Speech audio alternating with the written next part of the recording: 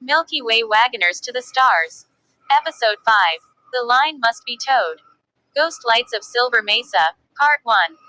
The twin suns of New Texas crime were sinking below the Red Mesa when Captain Cherokee Tim stepped onto the wooden porch of the Stagecoach Inn.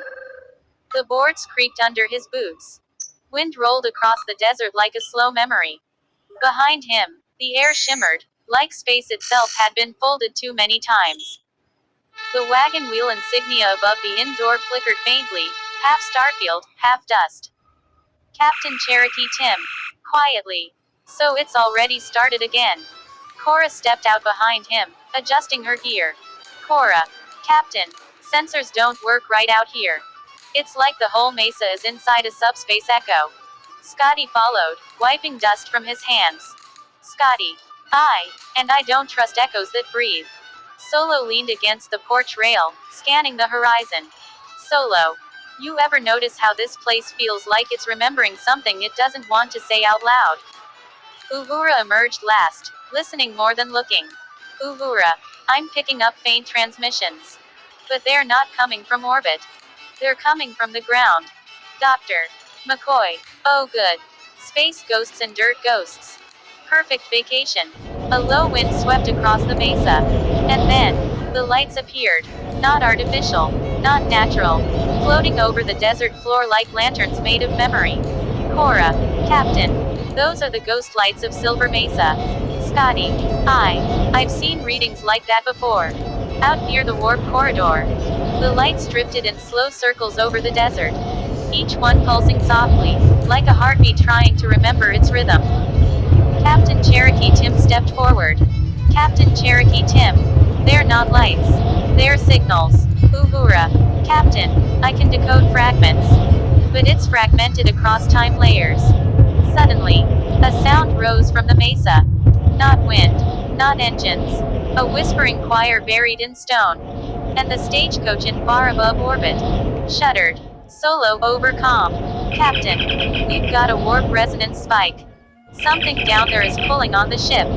Scotty. That's not possible from a planet's surface. Cora. Unless the planet isn't just a planet.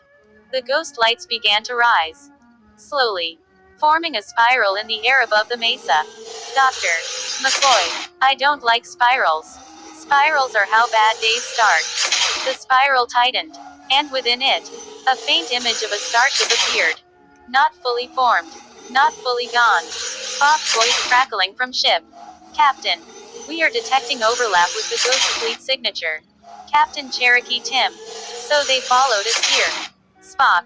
Correction. This appears to be a projection point. A memory anchor. Cora. Anchor. Like the crossroads. A pause. Even Spock hesitates. Spock. Similar concept. Then the mesa split open with light. Not exploding. Unfolding. Like the desert itself had been a curtain. And beneath it, a vast, broken starfield corridor. Half space. Half desert. Scotty. Oh now that's just wrong. A ghost ship drifts upward through the opening. Then another. And another. Uhura. Captain. We're getting full contact with the Ghost Fleet again. Captain Cherokee Tim. They were never gone. They were under this place. From deep inside the corridor, a voice returns. Familiar now. Layered. Ancient. Voice all around. You have reached the tow line. Cora. Tow line. Scotty. That's not engineering language I like hearing in space. The ghost ships align in formation beneath the mesa opening. As if waiting. Captain Cherokee Tim steps forward again. Captain Cherokee Tim. What are we towing? Silence. Then, the darkness beyond the corridor shifts. And something enormous begins to move. Voice. The line holds the darkness. But the line is breaking. Scotty. Captain. Whatever's down there. It's pulling on everything above it. Solo over calm. Urgent. Captain. The USS Stagecoach is being dragged into planetary orbit instability. We're losing altitude control. Cora. That's impossible. We're in space. Scotty. Not if space and ground are the same system. The ghost lights flare brighter. And for the first time, Captain Cherokee Tim recognizes them. Not as signals, Not his memory, but his warnings he has seen before, somewhere he doesn't fully remember yet. Captain Cherokee Tim. Hold the ship. Don't let the line break. Scotty. Aye, Captain, but we may need more than engineering for this one. The ghost fleet begins to rise from the mesa corridor. Slow, silent, like a wall between worlds. And below them, something pulls back. Hard, ancient, hungry. To be continued. Episode 6. The Ghost Lights of Silver Mesa. The break begins. Wagoners to the Stars. Episode 6. Down in the dust of Silver Mesa. Captain's log. We have lost orbit control. The USS Stagecoach is descending into the Silver Mesa anomaly zone. Communications with Starfleet are offline. We are alone. End log. SFX. Ship alarm screaming. Hull stress groaning. Solo. Captain. I can't hold her. We're coming in too fast. Scotty. I've rerouted all power to emergency thrusters, but she's fighting me every step. Cora. Structural integrity is failing across decks 3 through 7. Uhura. Captain. I'm getting nothing. No Starfleet. No relay. No deep space channels. We are completely cut off. Dr. McCoy. Well, that's just perfect. We crash on the one planet in the galaxy with no exit policy. Spock. Impact probability. Imminent. Captain Cherokee Tim. All hands. Prepare for emergency transport. SFX. Transporter systems powering up violently. Scotty. Captain, the transporters are unstable in this field. The Mesa interference is tearing signal coherence apart. Captain Cherokee Tim. Do it anyway. Everyone off the ship. Now. Transport sequence. SFX. Massive transporter surge. Flickering energy, distortion. One by one.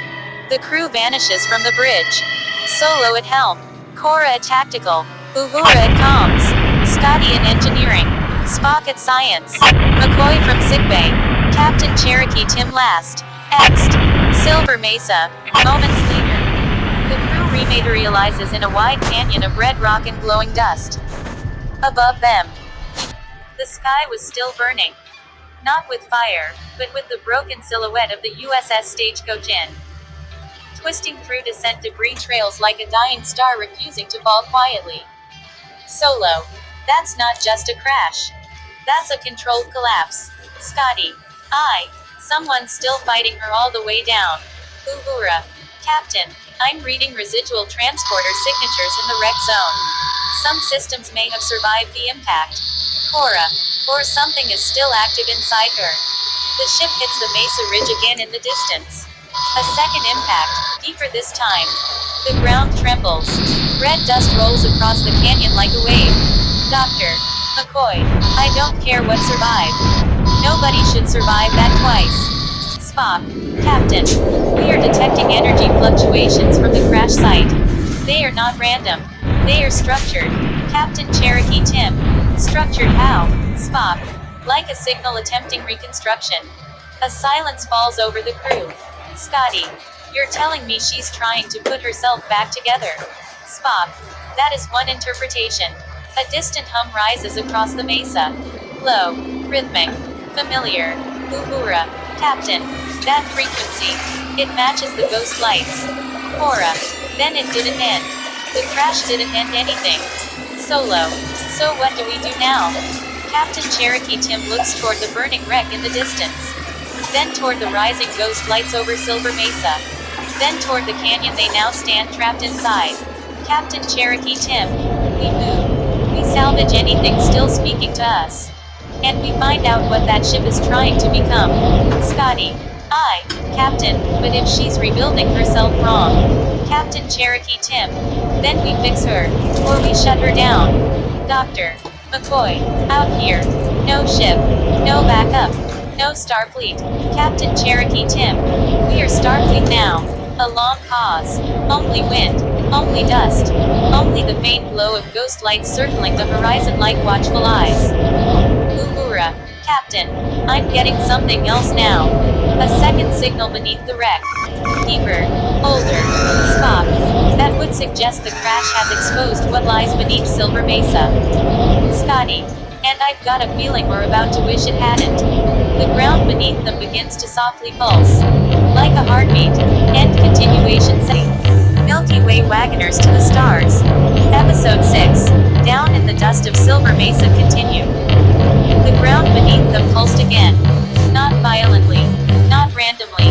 Like something deep under Silver Mesa was responding to their presence. Scotty. That's not tectonic activity. That's engineered rhythm. Spock. Confirmed. The subsurface energy pattern is consistent with a large-scale harmonic structure. Cora. Captain. It's like the planet is listening to us. A low vibration spreads through the canyon floor.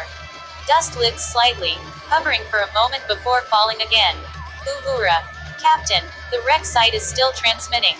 But now it's clearer. Almost. Directional. Solo. So the ship didn't just crash. It's calling us back. Dr. McCoy. Or it's calling whatever made us crash. Either way, I don't like it. Captain Cherokee Tim turns toward the distant wreck below.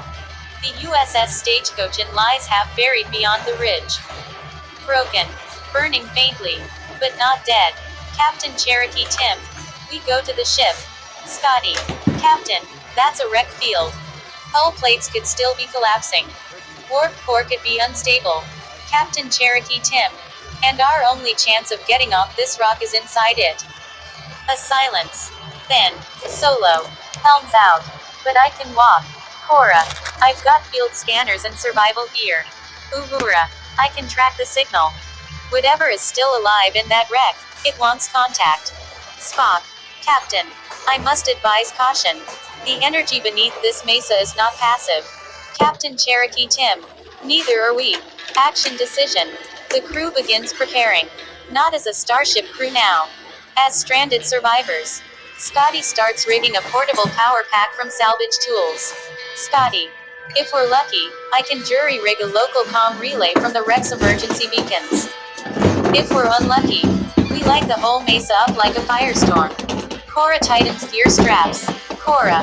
Whichever's down there, it knows we're here now. Uhura listens to the wind. Uhura. It doesn't just know. It's been waiting. Spock looks toward the ground. Spock. Captain. The harmonic pattern is stabilizing around our location. We are becoming part of the system. Dr. McCoy. Great. We crash on a haunted planet and now the planet wants us in the group chat. Movement. Captain Cherokee Tim raises his hand. The crew falls into formation. Not military. Not Starfleet formal.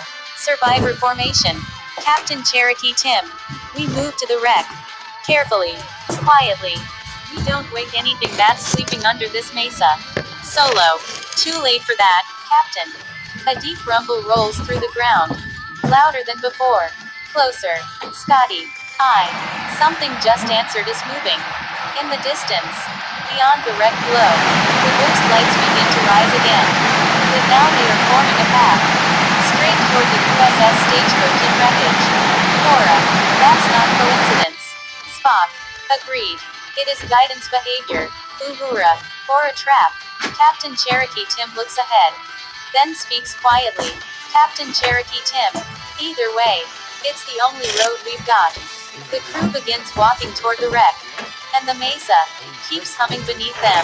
Like a machine waking up after a long sleep. End continuation. Inside the crashed USS Stagecoach in. The Ghost Crew manifestation. The tow line under Silver Mesa being revealed. Here we go. This is the next connected sequence. Milky Way Wagoners to the Stars. Episode 6. Down in the Dust of Silver Mesa continued. 1. Arrival at the wreck. The crew reaches the ridge. Below them, the USS Stagecoach lies half buried in glowing red mesa rock. Hull plates steam. Emergency lights still flicker. Impossibly still alive. Scotty. She shouldn't still be breathing. Uhura. Captain. I'm reading internal life signs. But they're not biological. Cora. Then what are they? Spock. Residual pattern echoes. Memory imprints of the crew's last active state. Dr. McCoy. You mean ghosts again? Scotty. Not outside this time. Inside. Captain Cherokee Tim steps forward. Captain Cherokee Tim. You go in. Carefully. 2. Inside the ship, the ghost crew. The airlock groans open. Inside the wreck. The corridors are dim but intact. 2 intact. Lights flicker on as they walk. Not from power. From recognition. Solo. Captain. That's not possible. Down the corridor. Figures appear. Slow. Transparent. But perfectly shaped. A version of Scotty is already working at a panel. A version of Uhura at communications. A version of Cora walking the opposite direction. Dr. McCoy. Oh no. No. Spock. These are temporal echo duplicates. The ship is replaying its final operational cycle. The ghost Scotty turns and looks directly at them. Ghost Scotty. We've been expecting you. Real Scotty freezes. Scotty. That's not me.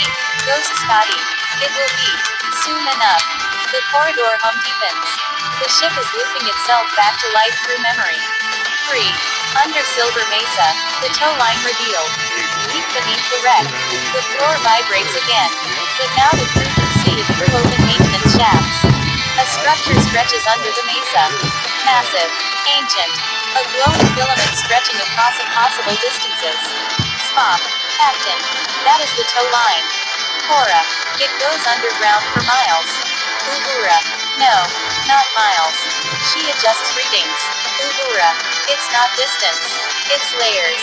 It's anchored across multiple realities. Scotty. You're telling me the whole mesa is tied to that thing? Spock. Correct.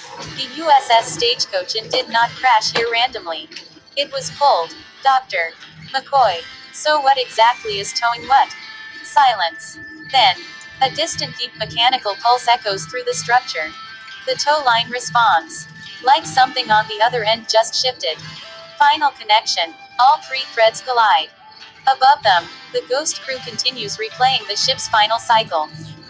Inside them, the living crew watches their own echoes move like strangers. Below them, the tow line hums with growing pressure.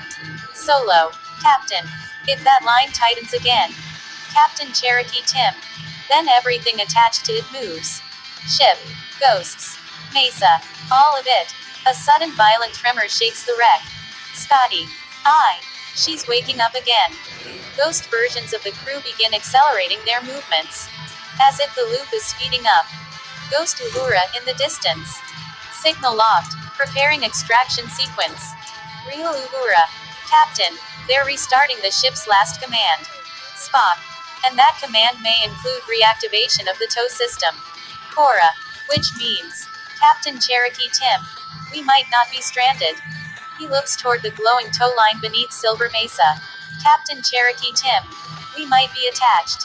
A long silence. Then the mesa pulses again. Louder than before. And somewhere deep below reality, something begins to pull. End Episode 6 Continuation. Milky Way Wagoners to the Stars. Episode 7. Ashes of the Stagecoach Inn. Captain's Log. The tow line beneath Silver Mesa has destabilized. The USS Stagecoach Inn is no longer responding to command inputs. We are abandoning ship. SFX. Electrical screaming across corridors. Sparks. Hull groaning. Scotty. Captain. She's frying from the inside out. The tow line surge is feeding back through every system. Uhura. Life support is failing on multiple decks. We've lost internal comms. Cora. The ship's not just shutting down. It's burning itself alive. A massive jolt throws the crew against the corridor walls. Panels explode in bursts of light. Solo. We've got no helm control. No navigation. Nothing's responding. Dr. McCoy. Then we're done here. Everyone move before this tin can becomes a coffin. Evacuation order. Captain Cherokee Tim. All hands, evacuate the ship. Grab what you can carry. We leave immediately. SFX. Emergency plaxins, collapsing bulkheads. Scotty. Captain. Shuttle bay still has one working craft.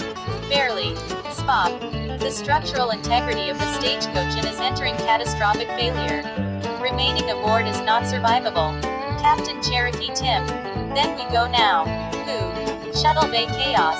The crew races through smoke-filled corridors. Behind them, the ship groans like a dying beast. Ghostly flickers of systems rebooting and dying again ripple through the walls. Uhura. Captain, I'm seeing something strange. A corridor briefly shows ghost versions of the crew still working on board. But then flickers into burning metal. Cora, don't look back. Just move. They reach the shuttle bay. One small craft remains, half-powered, emergency fuel reserves active. Solo, she'll fly, but not far. Scotty, she doesn't have to go far. Just has to get us out of the fire. Captain Cherokee Tim, everyone aboard. Now, launch. SFX, shuttle engine struggling to ignite. The shuttle lifts off just as a massive section of the USS Stagecoach collapses inward. A wave of fire rolls across the wreck. Dr. McCoy. Well, there goes my retirement plan. Solo. We're clear. Barely. Behind them. The USS Stagecoach begins to break apart completely, pulled downward toward Silver Mesa like the tow line has finally finished its claim. Spock. The vessel is being fully reclaimed by the substructure. Cora. So that's it. We just lose her. A pause. Captain Cherokee Tim watches the burning wreck fade into the Mesa dust. Captain Cherokee Tim. No, we didn't lose her. He turns toward the cockpit window. Far in the distance, a small settlement begins to appear in the desert haze. Wooden structures, old lights, a familiar silhouette. Captain Cherokee Tim. We relocate. Uhura. Captain, that's impossible. There's nothing mapped out there. Scotty. But I know that shape. The shuttle banks toward the horizon. A sign becomes visible through the dust. Stagecoach Inn, Oh Mesa. Arrival at the inn. The shuttle lands in a rough clearing outside the old western town. Wind moves through empty streets. Some lights flicker in windows that shouldn't have power. Dr. McCoy. Don't tell me. Ghost town. Cora. Feels like it's waiting. The crew steps out. The wooden porch of the Stagecoach Inn creaks under unseen weight. Uhura. Captain. There are signatures here. Life signs. But not biological. Spock. Residual echoes similar to those encountered aboard the ship. Scotty. We didn't leave the ghosts behind. We brought them home. A door slowly swings open. No wind. No force. Just invitation.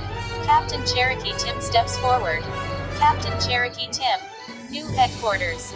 We rebuild here. He looks at the inn. Then the desert. Then the sky. Captain Cherokee Tim. If Starfleet can't reach us, then we become the point they have to find. The wind shifts. And faint ghost lights shimmer again above Silver Mesa. Watching.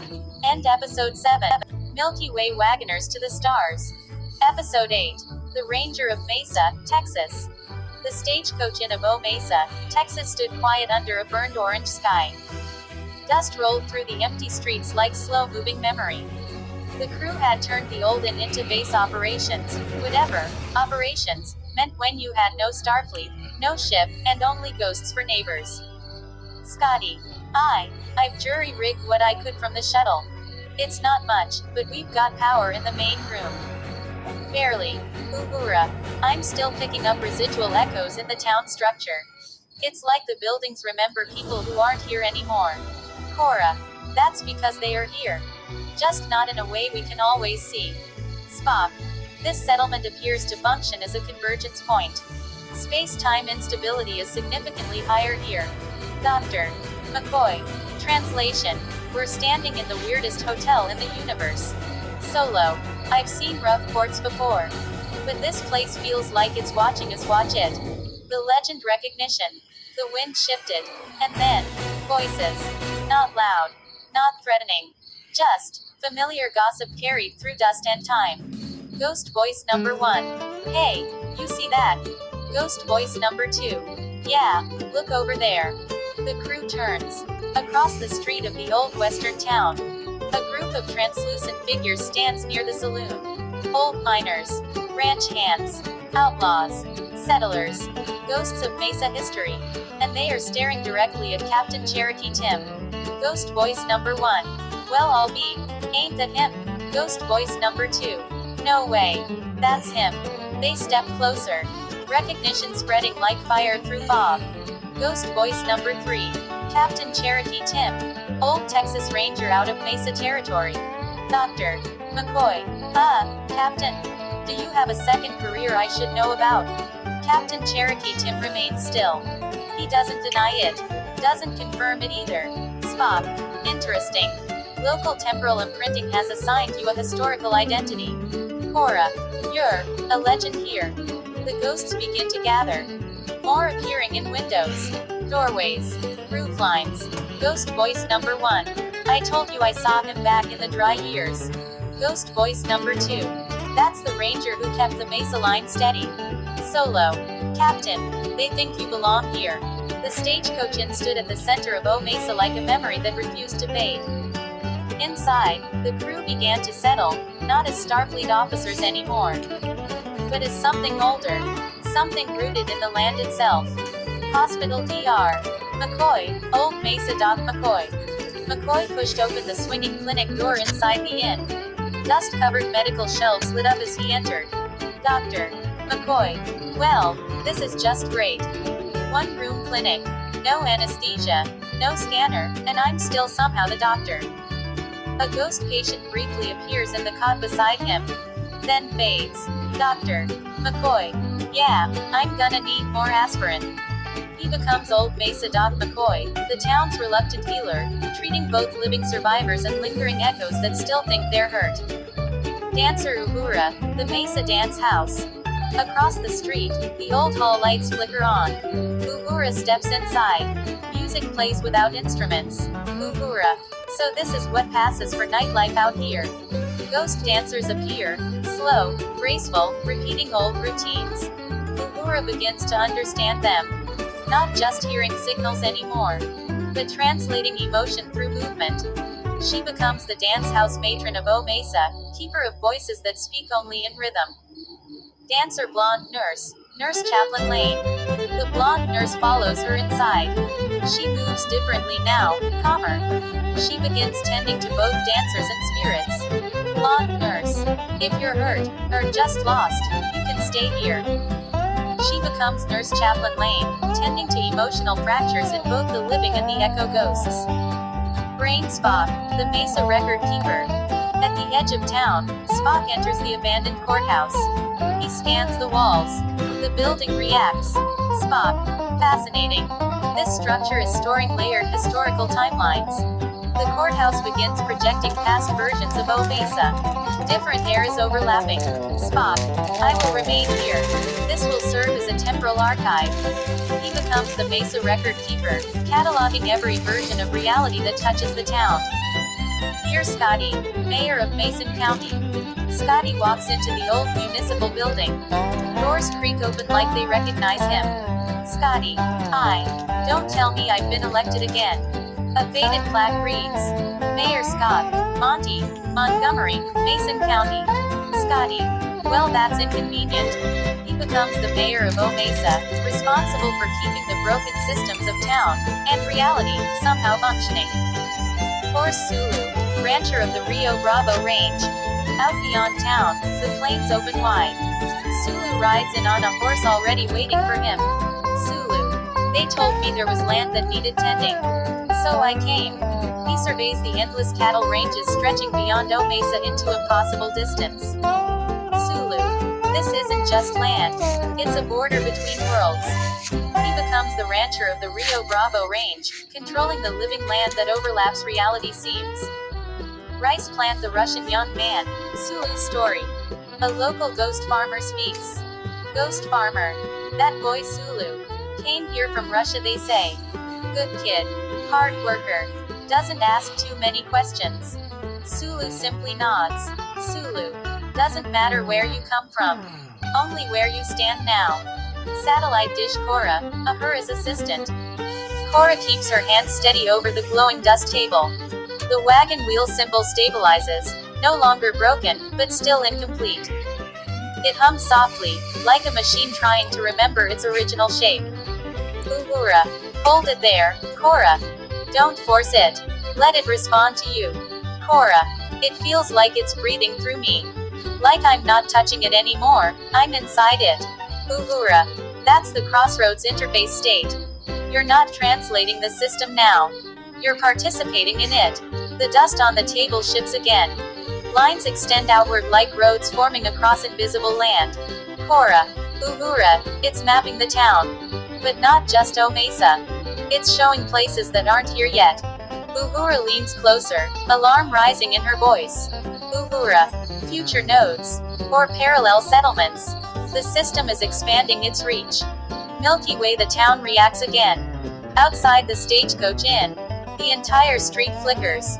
Buildings briefly overlay with different versions of themselves. A version made of metal and light.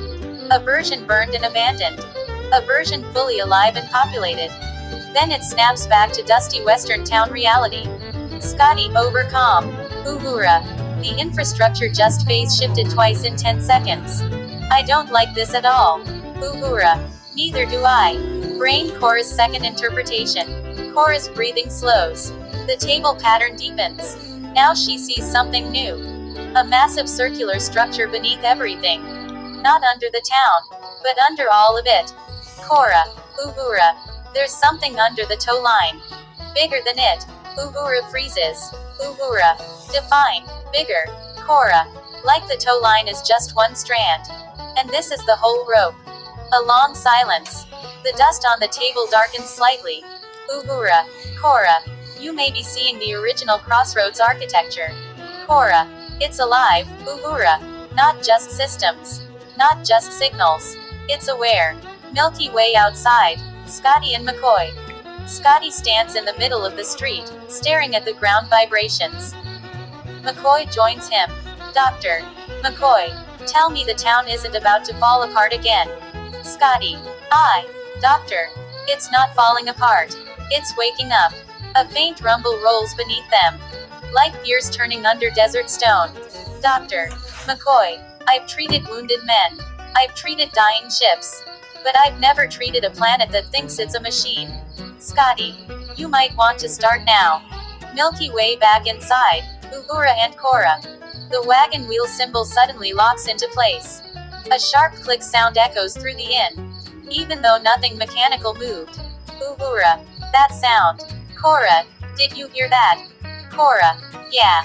It felt like something just accepted me. Uhura. Or identified you. The table dims slightly. Then stabilizes. The system is no longer chaotic. It is organized. Waiting. Cora. Uhura. I think it's ready to listen now. Uhura slowly exhales. Uhura. Then we have a problem. Because anything that starts listening eventually starts responding. Milky Way final shot. Outside Mesa. The ghost lights rise again over the horizon.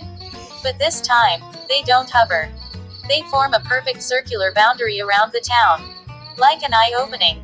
Scotty, softly. We've been noticed. Wagoners to the stars. Episode 9. The Church of the Crossroads continued. Vulcan salutes Spock. The records of the future. The courthouse in Mesa hum softly. Inside, Spock stood surrounded by layered projections of time, like books being written in the air and erased at the same moment. The Mesa records were no longer just archives.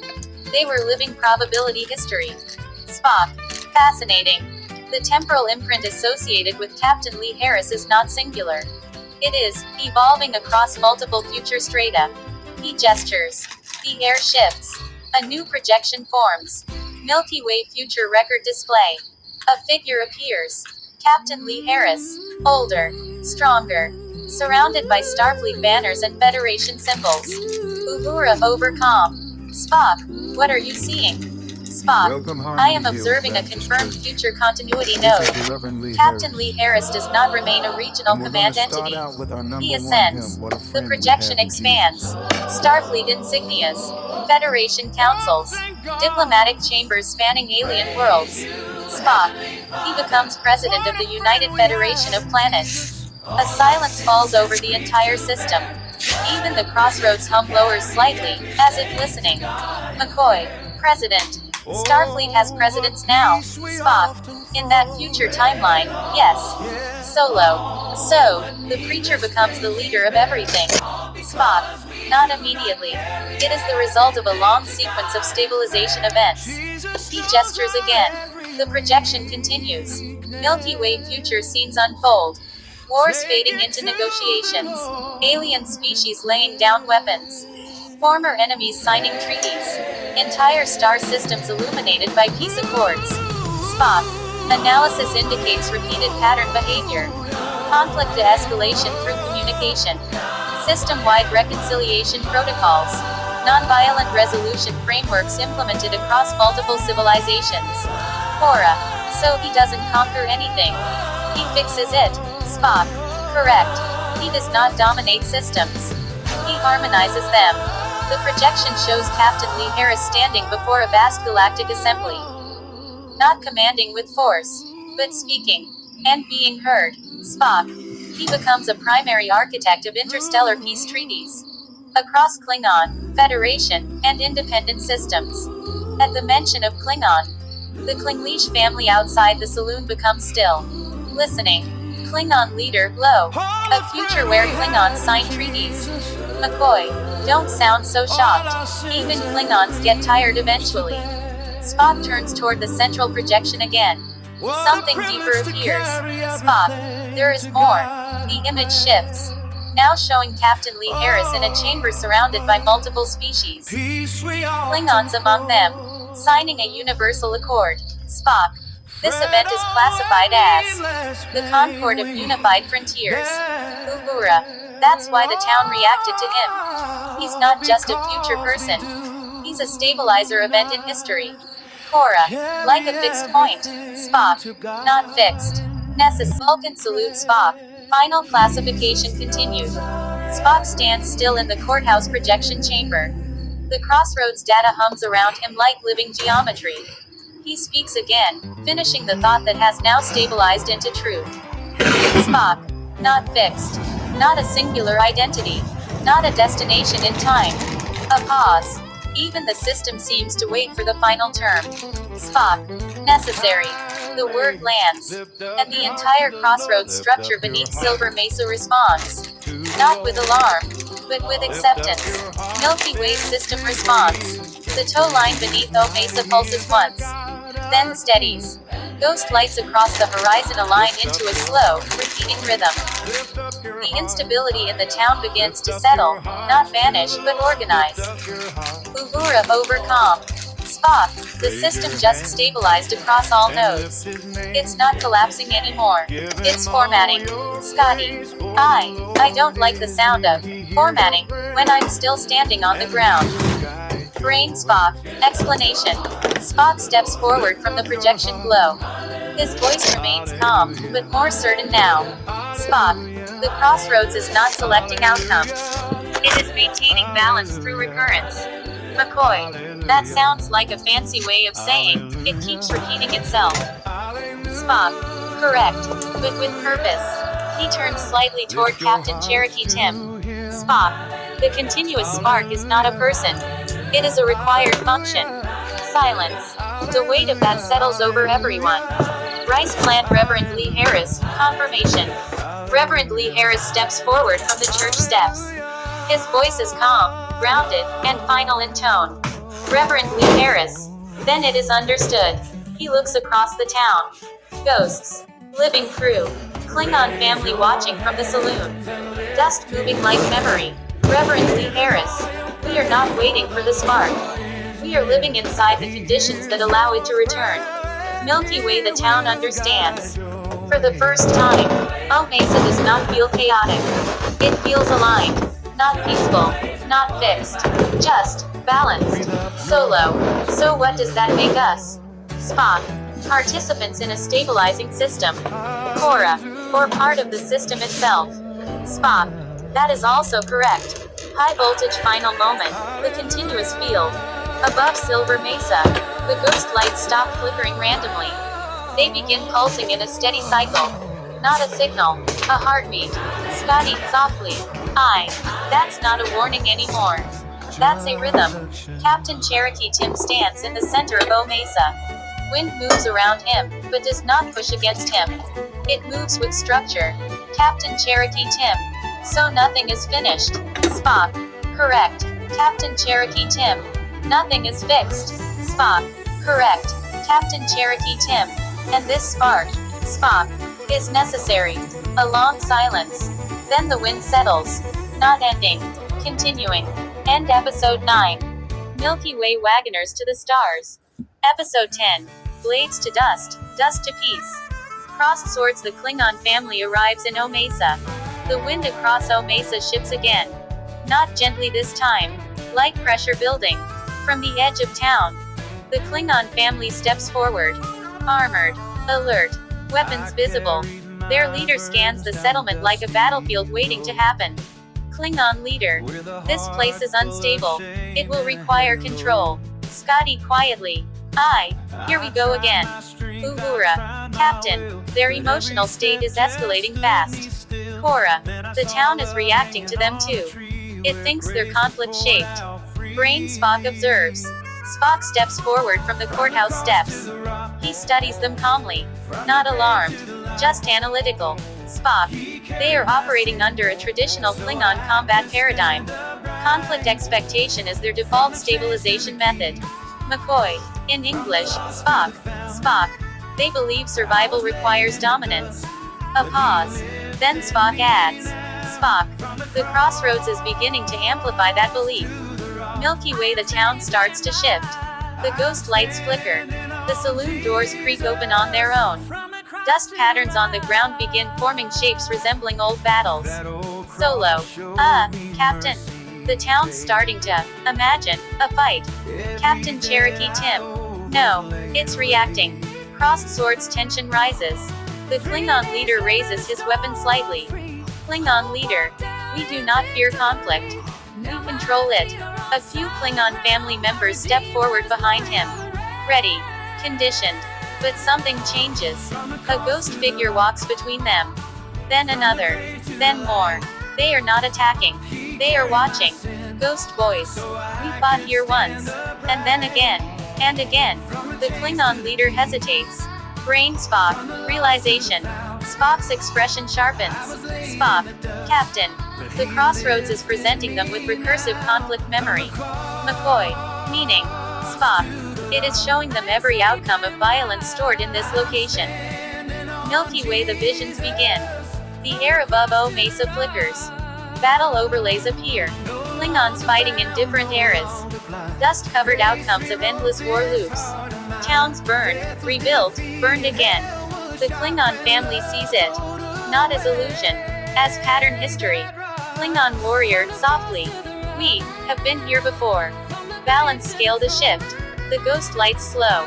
The crossroads hum lowers. Not because conflict stops, but because understanding begins. Cora. Uhura. The system is changing their classification. Uhura. From hostile construct, to unstable but adaptable. Rice Plant. Captain Cherokee Tim steps forward. He walks into the center of the street again. Between Klingon family and town. Between memory and future. Captain Cherokee Tim. You came here ready for war. That's what this place has always seen. He looks at them directly. Captain Cherokee Tim. But this town doesn't just remember fighting. It remembers what it costs. Silence. Even the Klingons stop moving. Balance scale to choice. The Klingon leader lowers his weapon slightly. Not fully. But enough. Klingon leader. If we do not fight, what are we? Spock answers calmly. Spock. You remain Klingon. But you are no longer bound to conflict as your only stabilizing principle. A long pause. Milky Way. The turn. A young Klingon steps forward. Then another. Weapons lower further. Klingon young warrior.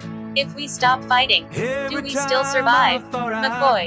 Kid. Sometimes surviving is easier when you're not trying to kill everything around you. A beat. Then.